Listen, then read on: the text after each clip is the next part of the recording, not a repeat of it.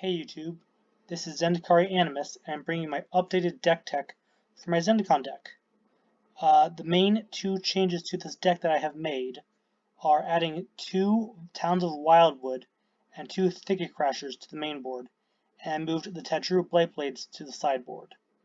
The reason for Talons of Wildwood started with a discussion I had on the Discord with Sunnyvale, who said that it's very valuable to have some amount of graveyard synergy, even if it's just 1 or 2 cards, because you can get a lot of value off of that.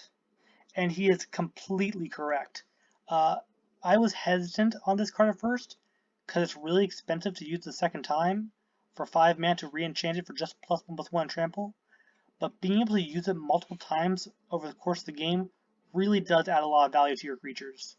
Especially the trample, where you can put on these Zendikons to make them slightly bigger and get a lot of damage through.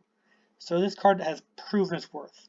I don't think I should be running more than 2 of it though, because you only really ever need 1, because it comes back from the graveyard so easily. Another thing I want to point out about it is that you don't need to pay 5 mana on 1 turn. You can, at the end of a turn, pay 3 mana to get it back, and then play it for 2 on the following turn.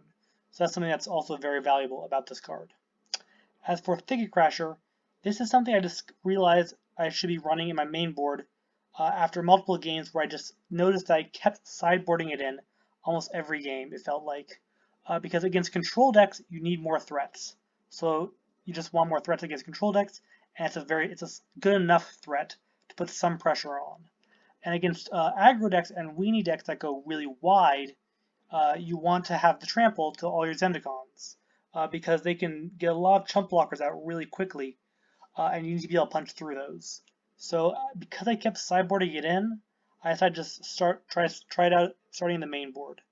On similar logic, that's kind of why I took the Blightblade out, because I felt I kept sideboarding him out after game 1 against a lot of decks. He's not very good against control decks, he's only a 1/1, doesn't put much pressure on.